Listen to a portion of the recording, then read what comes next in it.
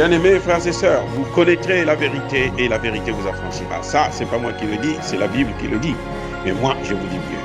Vous connaîtrez la vérité historique, notamment celle de vos ancêtres kémites, et vous aurez une vision globale de ce que c'est que la vraie souveraineté politique. J'ajoute, vous reviendrez à la spiritualité africaine ancestrale et vous comprendrez les enjeux de l'indépendance économique.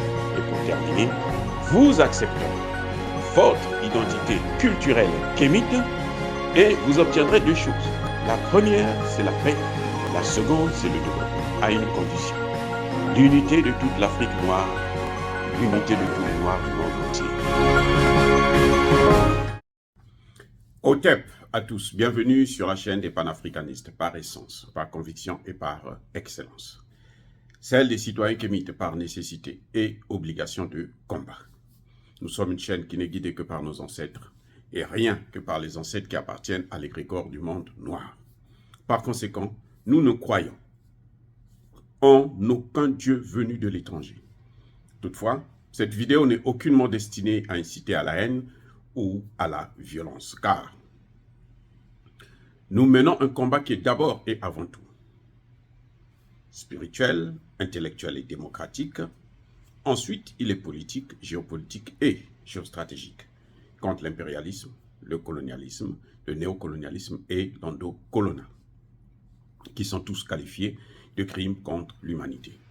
Nous menons ce combat sur la base du principe fondamental que nous avons hérité de nos ancêtres kémites, qui est celui de la Mahat, c'est-à-dire solidarité, vérité et justice. Vous êtes donc en droit de connaître la vérité, et nous avons l'obligation de vous dire la vérité, rien que la vérité, afin que justice soit rendue au continent africain. Et ça, c'est notre modeste contribution dans cette noble lutte en faveur de la souveraineté, la dignité, la solidarité et l'unité africaine. C'est exactement ça que nous appelons le panafricanisme. Bien-aimés frères et sœurs, Emmanuel Macron qui va se rendre dans quelques jours, quelques heures en Afrique, notamment au Gabon, en Angola, au Congo-Brazzaville et au Congo démocratique, a présenté à l'Élysée les grandes lignes de sa nouvelle politique, celle qu'il va aller, comme d'habitude, endormir les chefs d'État africains qui malheureusement se font toujours avoir éternellement, des éternels convaincus. La politique africaine est basée sur deux éléments essentiels. Celle de la France-Afrique, c'est-à-dire notamment plutôt la politique économique qui est basée sur le franc CFA, et la politique militaire, la présence militaire française en Afrique. Donc, il y a deux éléments, les deux piliers essentiels de la politique française en Afrique, ce sont ces deux-là, le CFA et les bases militaires.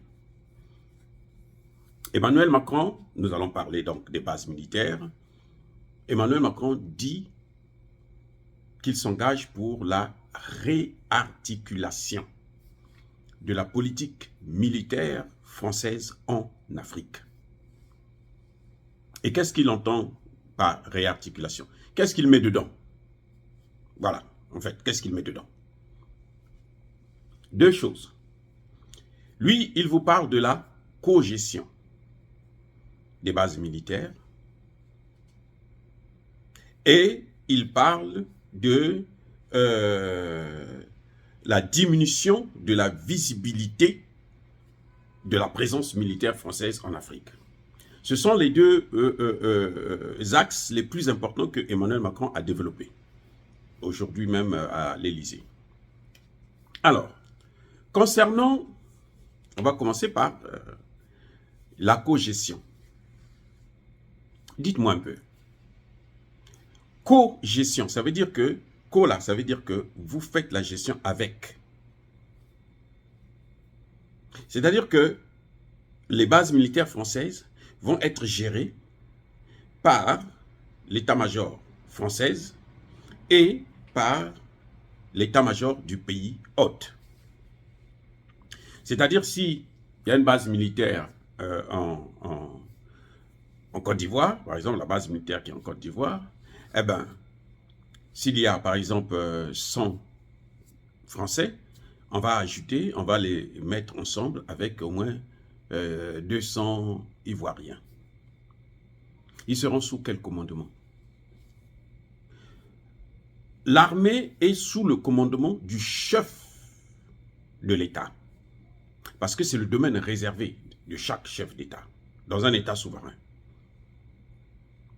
Donc, l'armée française va être sous quel commandement? Lorsqu'il y a eu Barkhane, le chef d'état-major de l'armée française au Mali, dans le Sahel, prenait les directives directement chez Macron. Pas chez le président malien. Donc maintenant, qu'est-ce qu'il veut nous dire? Que, au lieu de prendre les... Parce qu'on ne peut pas suivre 2 lièvres à la fois. Hein. Les objectifs sur le terrain, puisqu'il dit que la politique qui doit être menée, ça doit être la politique de l'État hôte. Donc l'armée française va être sous la tutelle du chef d'état-major de l'armée ivoirienne, le cas échéant, et sous la tutelle donc du président Alassane Ouattara. Bien-aimés frères, vous-même, vous, là où vous êtes là, quand vous entendez ça là, est-ce que vous croyez vraiment à une bêtise comme ça? Est-ce que vous pouvez croire à une telle bêtise? Que la France prenne son armée, mais à la disposition d'un État donné. Ça, c'est le premier élément. C'est impossible, ça ne se fera pas. Okay? Parce que même aux Nations Unies, il y a eu des cas où l'armée canadienne se rend compte qu'il y a des terroristes qui sont en train de s'organiser. Elle demande l'autorisation au Premier ministre Trudeau. Est-ce qu'on peut les tuer ou bien il faut les laisser continuer à tuer les populations civiles? Et Trudeau dit non. C'est pour ça d'ailleurs qu'ils n'ont jamais tué des terroristes. Bref, les excuses. Ce qui est en train de se passer, c'est quoi? C'est que M. Emmanuel Macron veut nous faire croire qu'il va changer de politique.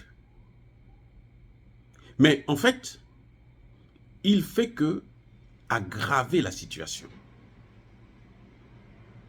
Pourquoi je dis ça?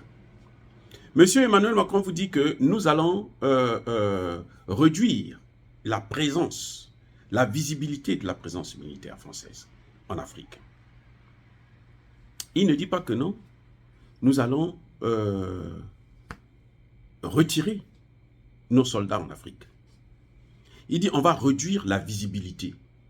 Ça veut dire quoi? Si on réduit la visibilité, donc les soldats vont agir, parfois en civil, ils seront là. Quand ils veulent sortir pour aller violer les femmes, au lieu d'aller en tenue militaire, cette fois-ci, ils vont aller en civil. Vous n'allez pas les voir, vous n'allez pas savoir que ce sont des militaires français.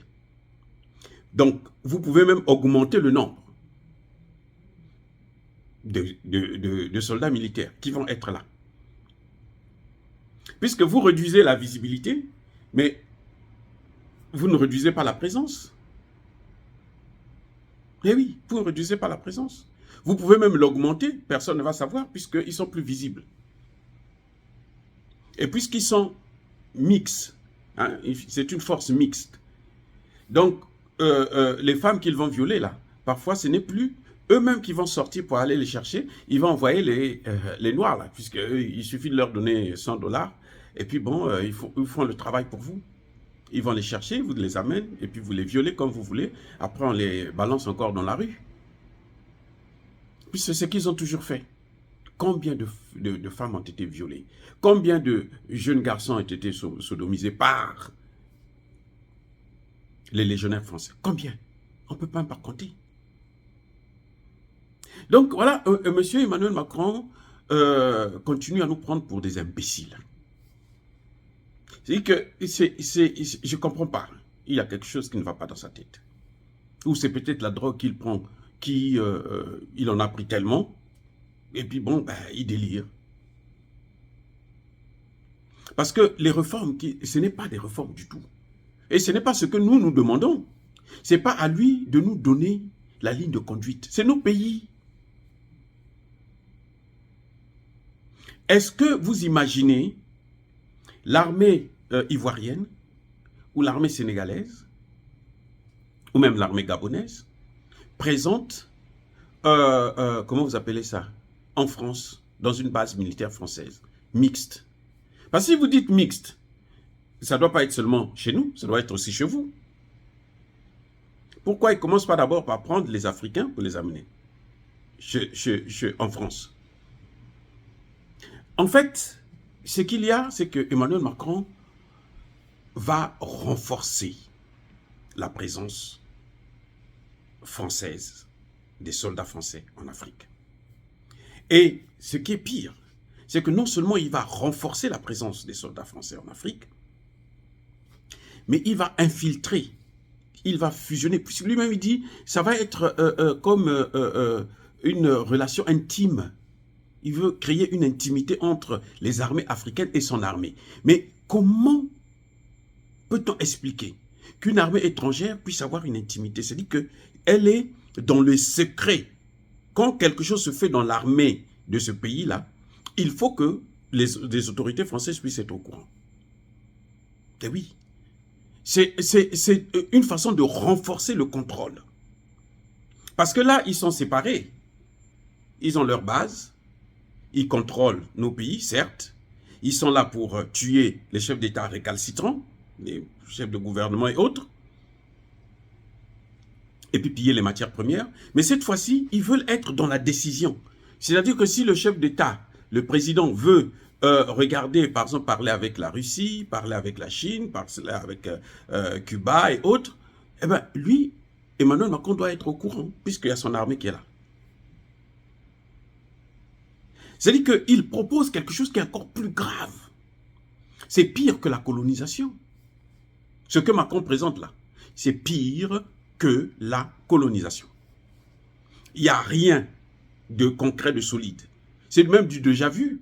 Puisque pendant la colonisation, c'est comme ça que ça se passait. C'est eux qui contrôlaient nos gouvernements, c'est eux qui contrôlaient nos armées, et c'est eux qui continuent à contrôler nos armées. Emmanuel Macron, chaque fois qu'il veut faire quelque chose là, en Afrique, là, il aggrave la situation. Vous avez vu le franc CFA? C'est pareil. Mais ce type est dangereux. Il est pire que Hitler. Il ne reste pas chez lui.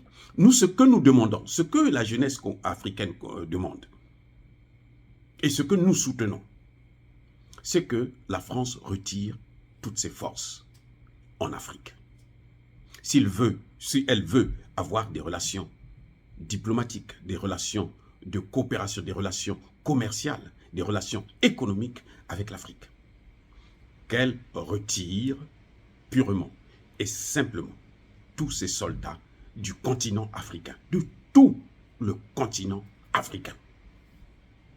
On ne veut pas voir ces bases ni au Sénégal, ni à Djibouti, ni en Côte d'Ivoire, ni au Gabon, ni nulle part ailleurs, ni au Niger. Elle n'a qu'à retirer ses bases militaires. Nous ne voulons plus d'elle. Elle n'a qu'à assumer l'esclavage, la colonisation, c'est-à-dire assumer c'est quoi? Ça veut dire reconnaître qu'elle nous a causé un préjudice grave et nous dédommager. Voilà ce que nous demandons à Emmanuel Macron.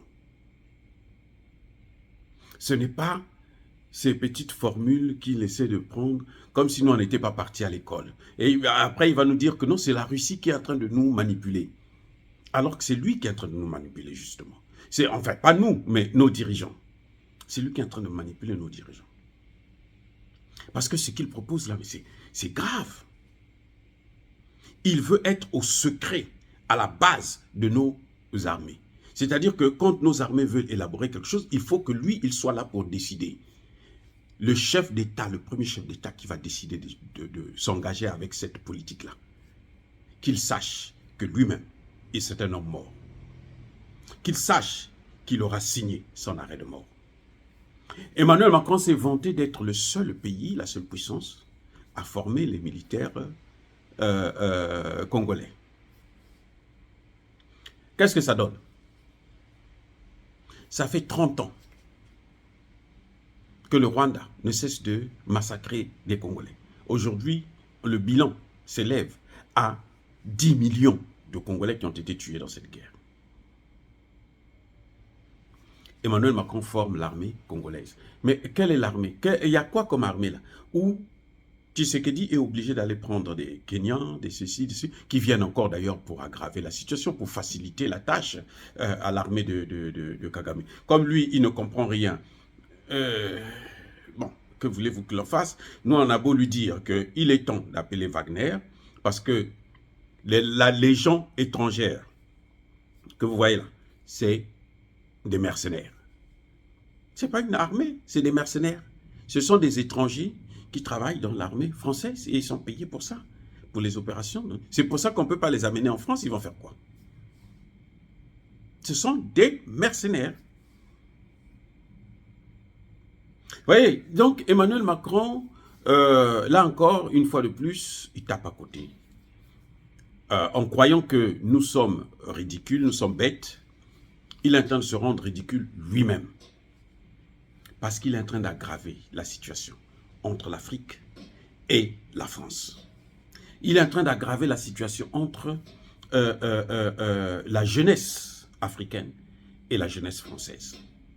Entre les populations africaines et les populations françaises. Parce que nous ne pouvons plus continuer à tolérer que nous puissions souffrir pour le bien, pour le bonheur des Français. Non. Ceux qui croient que le sentiment anti-français, ce n'est qu'une, comment dirais-je, ce n'est qu'un sentiment, non, c'est une réalité. De toutes les façons, on n'aime pas son bourreau. Eux, on voit, ils haïssent bien les Russes. Hein. On a chassé des Russes partout. On les persécute en Europe. Au moment où je vous parle. Et pourtant, la Russie n'est pas en guerre contre la France. La Russie est en guerre contre l'Ukraine, en tout cas officiellement. Mais eux, ils ont pris des dispositions pour chasser la presse russe, tout ce qui se rapporte un peu à la Russie. Donc, nous aussi, nous ne sommes pas obligés d'aimer des populations qui se réjouissent de notre souffrance. Non, on n'est pas obligé. C'est pour ça que vous n'allez jamais m'entendre dire que notre problème, c'est la politique française, ce n'est pas les Français. Non, ils sont tous pareils. Quand ils ont le pouvoir, ils font exactement ce que leurs prédécesseurs ont fait. Et là, encore, donc, ce que nous demandons encore une fois de plus à Emmanuel Macron, c'est de retirer ses troupes. Pas de venir s'ingérer dans nos stratégies de défense, de sécurité, nos stratégies militaires, notre coopération avec d'autres pays. Parce que des armées mixtes, ça veut dire que la France va encore avoir plus de contrôle sur nos armées. Et ça, personne n'en veut. Elle a eu 60 ans, pour ne prendre que la période des indépendances, 60 ans pour former les armées africaines. Elle ne l'a pas fait. Et elle savait pourquoi elle ne l'avait pas fait. Et maintenant, elle n'a qu'à payer le prix parce qu'il y a d'autres gens qui veulent maintenant le faire à leur place. Elle n'a qu'à dégager. C'est aussi simple. Elle n'a qu'à dégager. France, dégage. C'est ça que nous demandons à Emmanuel Macron. Maintenant, s'il a des oreilles pour entendre, qu'il entende et qu'il le fasse avant que nous puissions le dégager, comme on l'a fait au Mali, au Centrafrique, au Burkina Faso. Ça va continuer. C'est à lui de prendre ses responsabilités, de prendre ses forces, de les enlever. Et puis à ce moment, nous pourrons coopérer avec la France sous certaines conditions, bien entendu. Dire cela, c'est inciter à la haine ou à la violence? Non. En tout cas, il y a ma colère, il y a ma lèvre. Je persiste et je signe. Soyez bénis, abondamment bénis par le Dieu des Kémites et par nos ancêtres angélisés. Mais que tous ceux qui persécutent le continent africain, tous ceux qui le déstabilisent et le pillent, qu'ils soient maudits, foudroyés, neutralisés, punis par ce Dieu des Kémites et par nos ancêtres angélisés. Vive l'Afrique éternelle. J'ai dit et j'assume.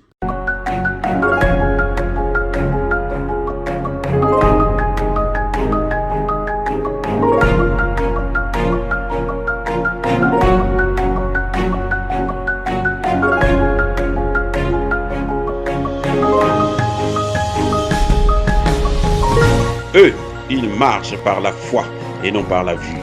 Mais moi, je vous conseille vivement de marcher par la connaissance scientifique et historique, notamment celle de nos ancêtres kémites, par les cinq sens et par l'intelligence. À vous, à Pierre.